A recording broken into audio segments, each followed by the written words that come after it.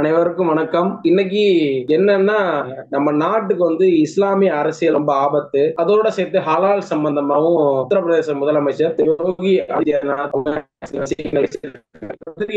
அது சம்பந்தமான கருத்துக்களை பகிர்ந்துக்கிறதுக்காக ரெண்டு முக்கிய விருந்தினர்கள் நம்ம கூட இருக்காங்க. ஒருத்தர் திரு ஜெகன்ஜி, அவங்க நம்ம இந்து வியாபாரிகள் நலச்சங்கத்தினுடைய மாநில செயலாளர். அவங்க இந்த நிகழ்வுல நம்ம கூட இருக்காங்க. இன்னொருத்தர் டிவி ராஜேஷ் ஜி, அவங்க வேலூர் கோட்டத்தோட அமைப்பாளர், இந்து முன்னணி அமைப்பினுடைய அமைப்பாளர். அவங்க இந்த ரெண்டு பேரும் நம்ம கூட இருக்கிறாங்க. முதல்ல டிவி ராஜேஷ் ஜி அவங்க சொல்லுங்க. யோகி ஆதித்யநாத் இந்த முஸ்லீம் அரசியல் நம்ம நாட்டுக்கு ஆபத்துன்னு சொல்றாரு. முஸ்லீம் அரசியல்னா என்ன, ஏன் அவர் அது மாதிரி சொல்றாருன்னு உங்க கருத்துக்களை நீங்க சொன்னா நல்லா இருக்கும். கடந்த 2 தினக்கு முன்னாடி நம்மளுடைய உத்தரப்பிரதேச முதலமைச்சர் யோகி ஆதித்யநாத் அவங்க ஒரு நிகழ்ச்சியில பேசும்போது, இந்த நாட்டுக்கு முஸ்லீம் அரசியல்ங்கிறது சத்ரபதி சிவாஜி காலத்திலிருந்து ராணா பிரதாப் சிங் காலத்திலிருந்து இந்த நாட்டுக்கு மிகப்பெரிய ஒரு ஆபத்தா விளைந்திருக்கிறது. அது அப்போது மட்டுமல்ல, இப்போது மிகப்பெரிய ஒரு ஆபத்தா இருக்கிறது அப்படிங்கிற விஷயத்தை பத்தி சொன்னார். கூடவே அவரு ஒருத்தரை பத்தி பேசியிருக்கார். அங்க என்ன நடந்திருக்குன்னா, சில நாட்கள் முன்னாடி ஒரு தாய் மதம் திருப்பக்கூடிய ஒரு நிகழ்ச்சி இந்து அமைப்பினரால நடந்தது. அந்த தாய்ப்பதம் திருப்பக்கூடிய நிகழ்ச்சியில தாய் மதம் திரும்பினவங்க ஒரு விஷயத்தை பத்தி பேசினாங்க. ஏன்னா எங்களுக்கு எங்களை எல்லாருமே ஏறக்கூடிய பல்லாயிரக்கணக்கான மக்களை பணத்தாசை காட்டி ஒருத்தர் மதம் மாத்தினாரு, முஸ்லீம் மதத்துக்கு மாத்தினாரு. அவரோட பேர் ஜலாலுதீன் சங்கூர் பாபா அப்படின்னு சொல்லி, ஜலாலுதீன் சங்கூர் பாபாங்கிறவரை. இவர் யாரு அப்படின்னு சொன்னா, இவர் ஒரு ஆரம்ப காலகட்டத்தில் இந்த வியாபாரம், இந்த மரகத கல்லு, இந்த மாதிரி வியாபாரம் பண்ணிட்டு இருந்தவங்க. இவங்களுக்கு வெளிநாட்டு கூட தொடர்பு கிடைக்குது. குறிப்பா பாகிஸ்தான், துருக்கி இந்த பகுதியில் இருக்கக்கூடிய ஆட்கள் மூலமா தொடர்பு கிடைக்குது. அந்த தொடர்பு மூலமா பல 100 கோடி ரூபாய், ஏறக்குறைய ஒரு பலாயிரம் கோடி ரூபாய் வருமானம் வெளிநாட்டுல இருந்து பணத்தை இவர் பெற்றிருக்காரு. அது மூலமா இவர் என்ன பண்றாரு அப்படின்னு சொன்னா, உத்தரப்பிரதேசத்துல பல பேரை முஸ்லீம் மதத்துக்கு மாற்றுவதற்கான பல்வேறு வேலைகளை இருந்தார். குறிப்பா ஏறக்குறைய என்ன சொல்றாங்க அப்படின்னா, 4000க்கும் மேற்பட்ட பேரை அவர் முஸ்லீமா மதம் மாத்திருக்காரு அப்படின்னு. அதுக்கெல்லாம் ஒரு பணம் கொடுக்கிறார். உதாரணத்துக்கு இப்போ உத்தரப்பிரதேசத்தில் இருக்கக்கூடிய பிராமணர் ஒருத்தர் மதம் மாறினாரு அப்படின்னு சொன்னா, அவருக்கு பைசா எவ்வளவு அப்படின்னு சொன்னா 14 இருந்து 16 லட்சம் ரூபாய் வரலும் பணம் கொடுக்கிறார். அதே மாதிரி ஓபிசி இனத்துல ஒருத்தர் முஸ்லீமா மதம் மாறினாரு அப்படின்னு சொன்னா 12 இருந்து 15 லட்சம் ரூபாய் வரலும் கொடுக்கிறார். அதே மாதிரி பட்டியல் சமுதாய மக்கள் யாராவது மதம் மாறினா ஏறக்குறைய 8 இருந்து 10 லட்சம் ரூபாய் வரலும் பணம் இவர் பணத்தை கொடுத்து முஸ்லீமா மதம் மாத்திருக்காரு. இந்த மாதிரி விஷயத்தை இவரை என்ஐஏ கைது பண்றாங்க. இவர் மூலமா பல்வேறு பிரச்சனைகளை அந்த உத்தரப்பிரதேச பகுதியில நடந்திருக்கு. இத பத்தியும் அவர் பேசுறார். குறிப்பா இந்த முஸ்லீம் அரசியல் அப்படிங்கிற விஷயத்தை பத்தி அவர் பேசுறது என்ன அப்படின்னு சொன்னா, இந்த நாட்டுல என்னைக்கெல்லாம் எப்போது இந்த முஸ்லீம் ஆட்சி நம்ம இந்த நாட்டுக்குள்ள வந்ததோ, குறிப்பா கோரிக் முகமது இந்த நாட்டுக்குள்ள வந்ததுல இருந்து முஸ்லீம்களோட அரசியல் இந்த நாட்டுக்கு வந்து ஆரம்பத்துல வியாபாரத்துக்காக வந்தவங்க, வியாபாரம் செய்யணும்னு வந்தாங்க, கொள்ளையடிக்கிறதுக்காக வந்தாங்க. நமக்கெல்லாம் தெரியும். நாம எல்லாம் கஜினி முகமது 18 முறை போர் பண்ணி வென்றான் அப்படின்னு சொல்லி நம்மளோட பள்ளி பாட புத்தகத்துல படிச்சிருக்கோம். 17 முறை சோமநாதர் ஆலயத்தை கொள்ளையடிச்சுட்டு போனாங்கிற விஷயத்த நம்மளோட பாட புத்தகத்தில் இல்ல. ஆனா கஜினி முகமது ஏதோ ஒரு முயற்சிக்கு பெரிய ஒரு இது மாதிரி நம்ம பாட புத்தகத்துல பண்ணிருப்பாங்க. நீங்க ஒண்ணு யோசனை பண்ணி பாருங்க. இந்த நாட்டில் இருக்கக்கூடிய ஒரு 12% இருக்கக்கூடிய மக்கள் தொகை ஆரம்ப காலத்திலிருந்து இந்த நாட்டை ஒரு முஸ்லீம் அரசியலுக்குள்ள இருக்கக்கூடிய 80% இந்து சமுதாயத்தை அதுக்குள்ள திணிச்சிருக்கிறாங்க. ஆரம்ப கட்டத்தில் என்ன பண்ணாங்க, இந்த அரசினர்களா இருக்காங்க, ராஜாக்கள் காலத்துல அவங்களுக்குள்ள ஒற்றுமை இல்லாம ஒவ்வொருத்தரா இந்த நாட்டை முஸ்லிம் கூட கூட்டு சேர்ந்து ஒரு நாட்டை, ஒரு அரசரை வீழ்த்தக்கூடிய வேலைகள் இந்த ஆரம்ப கட்டத்திலிருந்து செஞ்சாங்க. அதை எதிர்த்துதான் நம்மளோட சத்ரபதி சிவாஜி இந்து சாம்ராஜ்யத்தை உருவாக்குனார். இந்த இந்த நாட்டுல ஆரம்ப கட்டத்துல இருந்தே அவங்க எப்படியும் ஒரு குள்ளநரித்தனமாக இந்த நாட்டை எப்படி பிடிக்கணும் அப்படின்னு சொல்லிட்டு யோசனை பண்ணியிருந்தாங்க. அதுக்கப்புறம் என்னாச்சு, இந்த சுதந்திர போராட்ட காலகட்டத்தில் அப்ப என்ன பண்ணாங்க, இந்த நாடு ஒரு முஸ்லீம் அரசியல் கூட்டிலே இந்த சுதந்திர போராட்டமானது ஏறக்குறைய நம்முடைய 1920 காலகட்டங்கள்ல ஒரு முஸ்லீம் அரசியலுக்குள்ளே கட்டுப்பாட்டு கிடந்தது.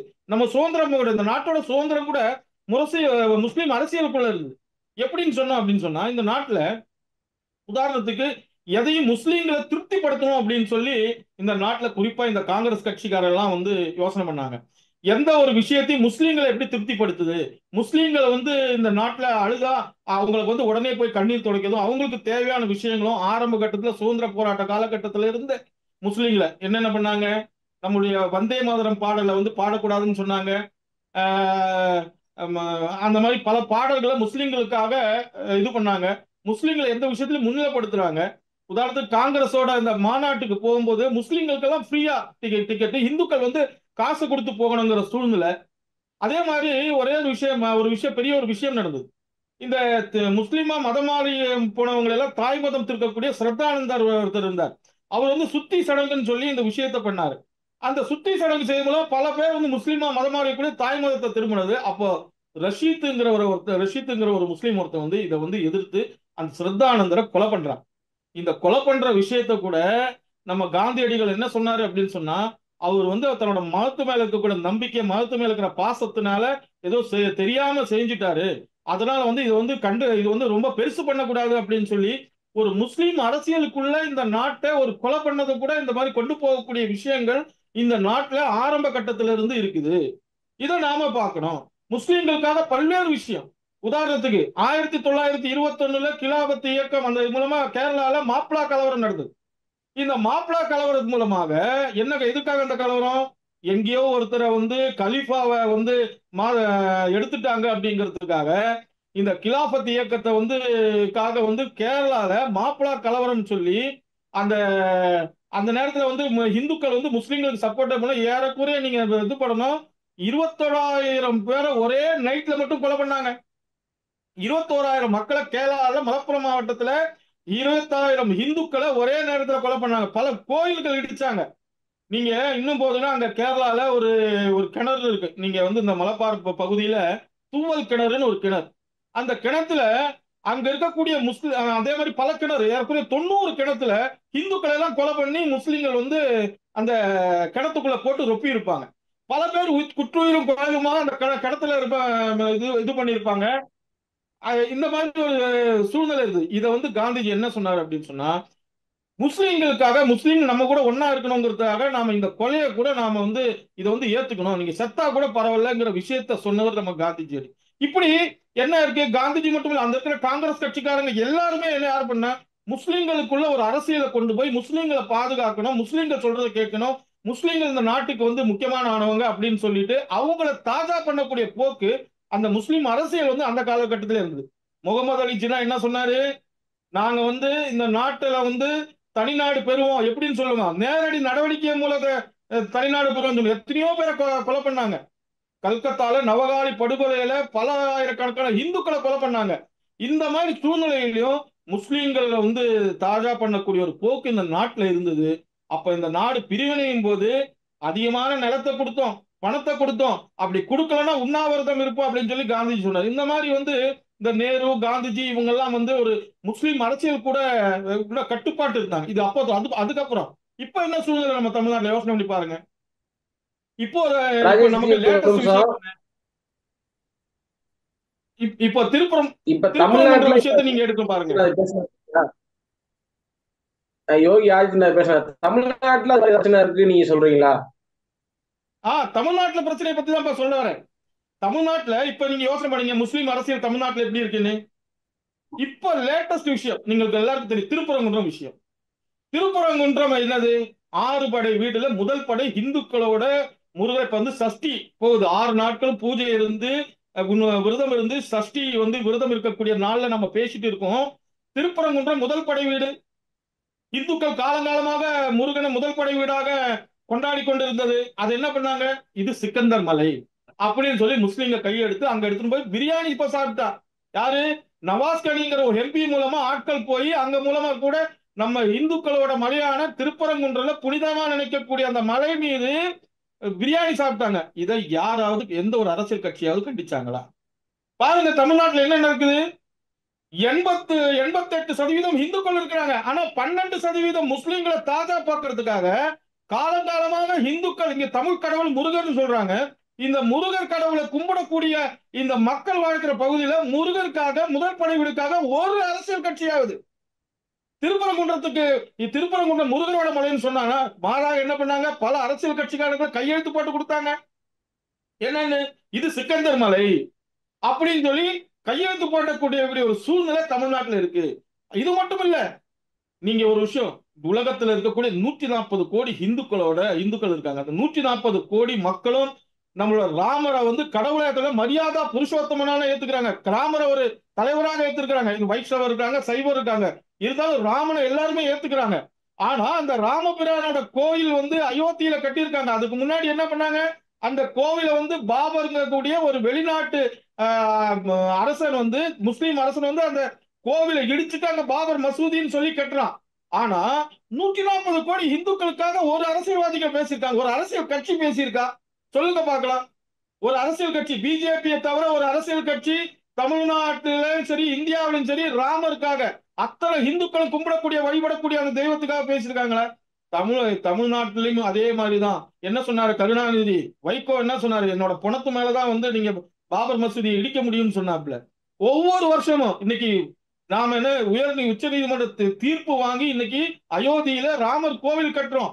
இப்ப கூட என்ன பண்றாங்க? டிசம்பர் 6 வரப்போகுது. அப்ப என்ன பண்றாங்க? அந்த ஆர்ப்பாட்டம் பண்ணணும், அது நினைவு நாள் நடத்தணும் அப்படின்னு சொல்லிட்டு ஒரு முக்கியமான ஒரு சூழ்நிலை இருக்குது. தமிழ்நாட்டுல பொறுத்தவரையிலும் ஒட்டுமொத்த அரசியலும் முஸ்லிம் அரசியல் தமிழ்நாட்டுல அதிகமா இருக்கு. என்ன பண்றான்? ஒவ்வொரு அரசியல் கட்சியும் வந்து என்ன பண்றாங்க? இந்த ரம்ஜானுக்கு கஞ்சி சாப்பிடுறது, ரம்ஜானுக்கு போய் பாய் கொடுத்து உங்க கஞ்சி தான் வேணும் அப்படின்னு சொல்லி போய் இது பண்றது, அவங்களுக்கு போய் தாஜா பூ பண்றது. முஸ்லீம்களுக்கு ஒரு பிரச்சனைனா உடனடியா இங்க பாருங்க, தமிழ்நாட்டுல காசாவுக்காக போராட்டம் நடத்துறான். காசாவுக்காக போராட்டம் நடத்தக்கூடிய அத்தனை அரசியல் கட்சிக்காரங்க, காசால கூடிய முஸ்லீம்களுக்காக போராட்டம் நடத்தக்கூடிய அரசியல் கட்சிங்க. ஆனா நீங்க யோசனை பண்ணி பாருங்க, இதே 80% இந்துக்கள் சொல்லக்கூடிய திராவிட முன்னேற்ற கழகத்துடைய தலைவர், அதே மாதிரி நம்முடைய முதலமைச்சர் முத்துவேல் கருணாநிதி ஸ்டாலின் வந்து என்ன பண்ணாரு? காசாவுக்காக போராடினாரு. ஆனா 80% இந்துக்கள் சொல்லக்கூடிய நம்ம பங்களாதேஷ்ல இருக்கக்கூடிய இந்துக்கள் பாதிக்கப்பட்ட போது ஒரு அரசியல் கட்சி நம்முடைய முதல்வர் யாராவது குரல் கொடுத்தாங்களா? அப்போ ஒட்டுமொத்த அரசியலும் எதிர சூழ்நிலை இருக்குன்னா முஸ்லிம்களோட மத்தியில் இருக்கு. இது மிகப்பெரிய ஒரு இந்துக்களை வேண்டுமென்றே இந்துக்கள் எல்லாம் இந்துக்களை வந்து ஒரு மழுங்கடிக்கக்கூடிய, இந்துக்களோட உணர்வுகளை மழுங்கடிக்கக்கூடிய ஒரு சூழ்நிலை தமிழ்நாட்டிலும் சரி இந்தியாவிலையும் சரி ஒட்டுமொத்த விஷயம் அதுதான் இருக்குது. அன்றும் சரி இன்றும் சரி இப்போதும் இதே விஷயம் தமிழ்நாட்டில் கூடிய அரசியல் களம் முஸ்லிம் அரசியலுக்குள்ள கட்டுப்பாட்டு கிடக்குது. உதாரணத்துக்கு சொன்னா இப்ப சொல்லக்கூடிய அந்த அல்லாத விஷயமும் அது எல்லாமே ஏத்துக்கிறாங்க. இதை பத்தி பேசுறதுக்கு நமக்கு பல விஷயங்கள் இருக்கு. இதுதான் நம்ம இப்ப கூட சொல்லக்கூடிய விஷயம். வேற எதனா இருந்தா கேட்கலாம். நம்ம அடுத்து நம்ம ஜெகன்ஜிட்ட ஒரு கேள்வி ஒண்ணு. உத்தரப்பிரதேச முதலமைச்சர் வந்து இன்னொரு விஷயத்த ரொம்ப அழுத்தமா சொல்லியிருக்காரு.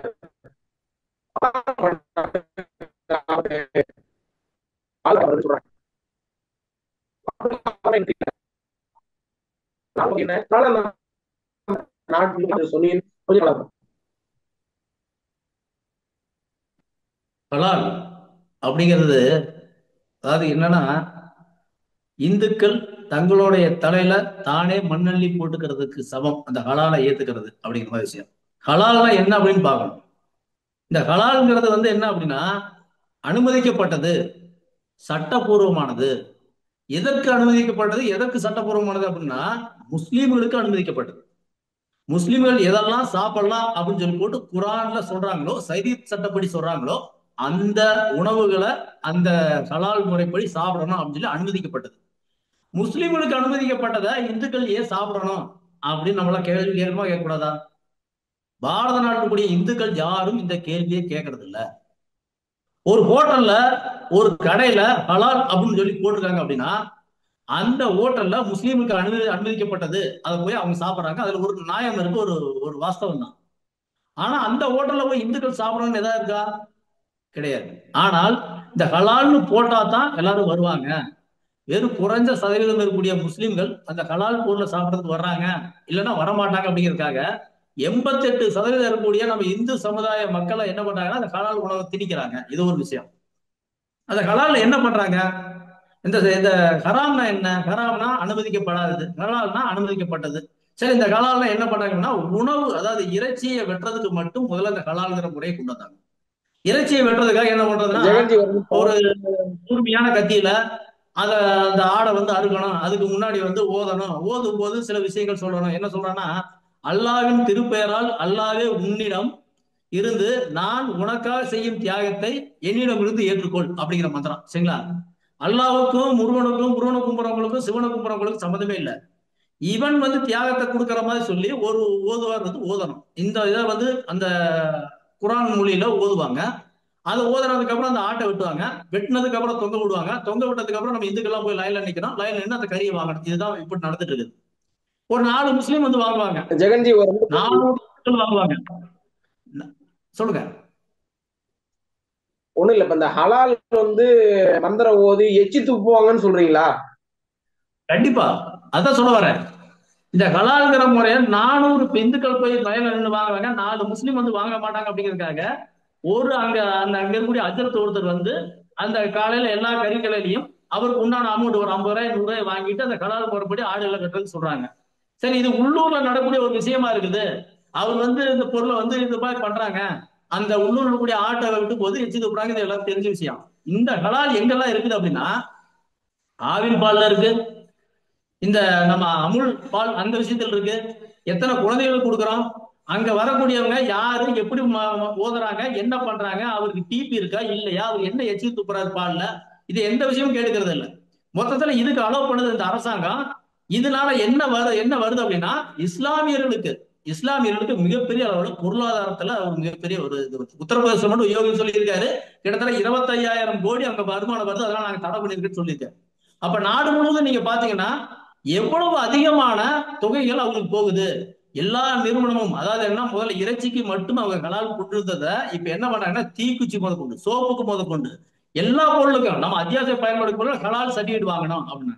இந்த கலால் சர்டிஃபிகேட் வாங்கினா என்ன பண்றாங்க அப்படின்னா, கலால் சர்டிஃபிகேட் வாங்க ஒரு சின்ன சந்தேகம். இப்ப ஹலால் சொல்றீங்களா, இதுக்கு இந்த சர்டிபிகேட் கொடுக்கறது யாரு? வக்பு போர்டு மாதிரி ஒரு அமைப்பு எது வச்சிருக்காங்களா?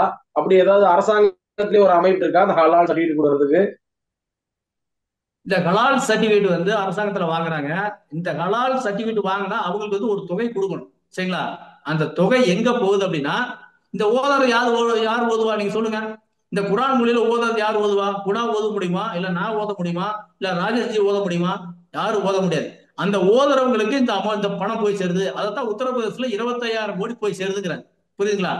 இந்த மாதிரியான நம்ம கட்ட வேண்டிய அந்த சர்டிபிகேட் கட்டக்கூடிய பணம், இந்த மாதிரியான நம்ம நிறுவனத்துக்கு கட்டக்கூடிய பணம், நாம என்ன பொருள் தயாரிக்கிறோமோ அந்த பொருள்ல அவங்க வந்து நான் ஓதணும், இதுக்கு எங்களுக்கு ஒரு தொகை கொடுக்கணும் அப்படின்னு சொல்லி ஒரு பெரிய அளவுல பாரத நாடு முழுவதும் ஒரு பெரிய அளவுல வருமானம் எங்க போகுது? ஜமாத்துக்கு போகுது.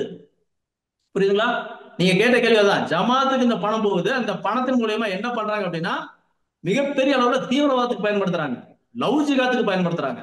மிகப்பெரிய அளவுல நம்ம சுத்தி இருக்கக்கூடிய நம்மளுடைய இஸ்லாமியர்களுடைய தீவிரவாத பயங்கரவாத வளர்ச்சிக்கு பயன்படுத்துறாங்க. இதைத்தான் நான் முதல்ல ஆரம்பத்துல சொன்னேன். இந்துக்கள் தங்களோட தலையில தானே மண்ணெல்லி போட்டுக்கிறது. நாம கொடுக்குற ஒவ்வொரு காசும் ஹலால்னு போட்டிருக்கக்கூடிய நிறுவனத்துக்கு நாம கொடுக்கக்கூடிய காசு அது எங்க வந்து சேருது? நமக்கு எதிரான லவ் ஜிகாத்தாகவும், நமக்கு எதிரான பயங்கரவாத போராகவும், நமக்கு எதிரான ஒரு சிந்தனையாகவும் போய் சேருது. இந்த விஷயத்துக்காக தான் கலால் வேணாம் அப்படிங்கிறது சொல்றோம். இந்த கலால்ங்கிறது உலகளாவிய இஸ்லாமிய பொருளாதார பயங்கரவாதம் அப்படின்னு சொல்லி அறிஞர்கள்லாம் சொல்றாங்க.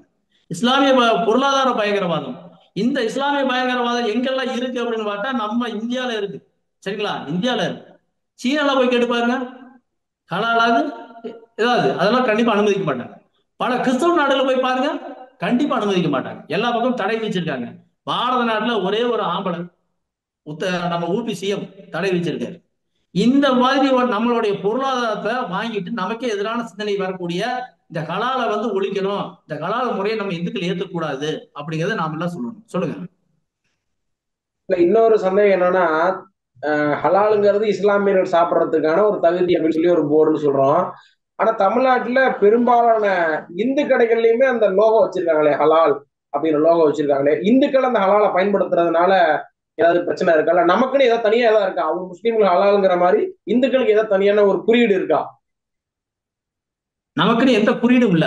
என்ன காரணம் அப்படின்னா, இந்துக்கள் மீது திணிக்கப்பட்ட விஷயத்தான் அந்த ஹலாலு. இந்துக்கள் யாரும் ஏத்துக்கிட்டு போறது இல்ல. இந்துக்கள் யாரும் ஏத்துக்கிட்டு போய் யாராவது ஒருத்தர் போய் இப்ப நான் வந்து இருக்கிறேன், நான் ஒரு உணவு சாப்பிடுறேன், நான் உணவு சாப்பிடும் போது வந்து அல்லாவே உன்னிடம் இருந்து உனக்காக படைக்கப்பட்ட இந்த உணவு, அல்லாஹ்கிட்ட படைக்கப்பட்டதை நான் எதுக்கு ஏத்துக்கணும்? இந்துக்களுக்கும் அல்லாஹ்வுக்கும் என்ன சம்பந்தம்? அவங்க என்ன பண்றாங்க? அவங்க வந்து என்னன்னா, முருகனுக்கு படைக்கப்பட்டது, நாம கோயில்ல நாம வந்து படையல் போடுறோம். அந்த படையல் போடுறத பிரசாதமா எடுத்து நாம சாப்பிடுறோம். இந்த மாதிரியான பல விஷயங்கள் இந்துக்களுக்கு இருக்கு. ஆனால் ஒரு பிராண்டடா இந்த மாதிரி ஹலால்ங்கிற மாதிரி எதுவும் பண்ணல. இந்த ஹலால் திணிக்கப்பட்டது. இந்துக்களுக்குன்னு அந்த மாதிரி ஒண்ணும் இல்ல. ஆனால் நாம என்ன பண்ணணும், இந்துக்கள் விழிப்புணர்வு அடையணும். இந்த ஹலாலுக்கும் நமக்கு சம்மந்தம் இல்ல. இந்த ஹலால்ங்கிற வார்த்தைக்கும் இந்து மத வார்த்தைக்கும் சம்மந்தமே கிடையாது. இந்துக்கள் ஹலாலை பின்பற்ற வேண்டிய அவசியம் கிடையாது. ஏன்னா அந்த ஹலால் அப்படிங்கிற அந்த பொருள் அல்லாஹ் மூலியமா வருது அப்படின்னு சொல்லி சொல்றாங்க. அதுக்கு நமக்கு சம்மதம் இல்ல. நாம என்ன பண்ணணும் அப்படின்னா, இந்த ஹலால்னு போட்டுக்கிறத புறக்கணித்தாலே இதுக்கு ஒரு தீர்க்கமான ஒரு முடிவு கிடைக்கும். இந்த ஹலால்னு போட்டுக்கிற விஷயத்த நம்ம புறக்கணிக்கணும். இது என்னன்னே தெரியாம இருக்காங்க இந்துக்கள். இப்ப என்ன விஷயம் அப்படின்னா, இந்த ஹலாலுக்கும் மத்ததுக்கு என்ன வித்தியாசங்கள் தெரிய மாட்டேங்குது. பல பேர் அந்த ஹோட்டல்ல போய் ஹலால் இருக்கானே பாக்குறது இல்ல. இவங்க ஓதுறாங்களா என்ன பண்றாங்கன்னு பாக்குறது இல்ல. உள்ள என்ன பண்றாங்க, அந்த ஓதி துப்புறாங்களா, குணா சொன்ன மாதிரி ஓதி துப்புறாங்களா அப்படிங்கிறது கூட தெரிய மாட்டேங்குது. என்ன நடக்குன்னே தெரியல. ஆனா ஹலால்னு போட்டா நம்மளால சாப்பிடணும் அப்படின்னு சொல்லி யாரும் விரும்புறது இல்லை. ஆனால் ஹலால்னு போடல அப்படின்னா முஸ்லிம்கள் வரமாட்டாங்க அப்படின்னு நினைச்சிட்டு அங்க இருக்கக்கூடிய இந்துக்கள் என்ன பண்றாங்க, ஹலால்ங்கிற இந்துக்கள் கடையில ஹலால் போர்டு வைக்கிறாங்க. 4 முஸ்லீம் சத்தம் போடுவான். நீங்க நல்லா கவனிச்சு பாருங்க. எந்த கடையில ஹலால் போர்டு இல்லைன்னா வேணும்னு அந்த கடைக்கு சாப்பிட போவான். சாப்பிட போய் அங்க உட்காந்துட்டு இந்த இடத்துல ஹலால் இல்ல பாதியில இலையை மூடி வச்சுட்டு பிரச்சனை பண்ணுவான். எதுக்காக பிரச்சனை பண்ணான்னா அந்த இடத்துல ஹலால்னு போட வைக்கணும். அங்க மறைமுகமாக இஸ்லாமியத்தை திணிக்கணும், அல்லாவை திணிக்கணும். அல்லாவுக்கு படைக்கப்பட்ட உள்ள இந்த பாரத நாட்டுடைய இந்துக்கள் எல்லாம் சாப்பிடணும்னு சொல்லி போட்டு அவன் ஒரு மிகப்பெரிய ஒரு போர் மாதிரி செஞ்சுட்டு இருக்கான்.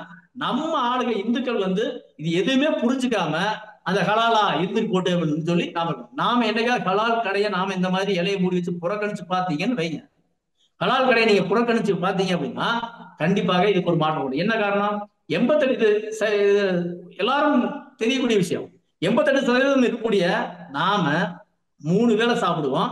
நம்ம வாங்கக்கூடிய பொருள் அதிகமா வாங்குவோமா, இல்ல வெறும் 10% இருக்கக்கூடியவங்க 3 நேரம் சாப்பிடுறாங்க, அவங்க வாங்கக்கூடிய பொருள் அதிகமா வாங்குவாங்களா? அப்ப முறையா பார்த்தா இந்துக்களை வச்சுதான் எல்லாமே பண்றாங்க. அப்ப இந்துக்களுக்கு பிடிக்காத விஷயம் என்ன, ஹலால். இந்துக்களுக்கு பிடிக்காத விஷயத்த அந்த ஹலாலை நாம எதிர்த்தோம் அப்படின்னா, இந்த ஹலால் கடைகள் நாம போக மாட்டோம்னு சொன்னோம்னா கண்டிப்பாக பாரத நாட்டுல மிகப்பெரிய ஒரு மாற்றம் வரும். இந்த மாற்றத்தினால நம்மளுடைய காசை வச்சு நம்ம மீதே தீவிரவாதத்தை திணிக்க முடியாது. வேற்று மதத்தை சேர்ந்தவங்க நம்மளுடைய பொருளாதாரத்துல வாழ்க்கையை நடத்த முடியாது. அதனால இந்துக்கள் விழிப்புணர்வு அடையணும். அண்ணன் முடிச்சுக்கலானே, ஒரு நிமிஷம் தான் இருக்கு. நன்றி சொல்லி முடிச்சிருங்க.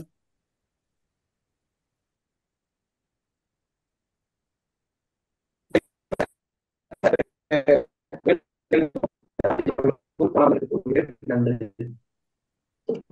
நன்றி. நமஸ்தே.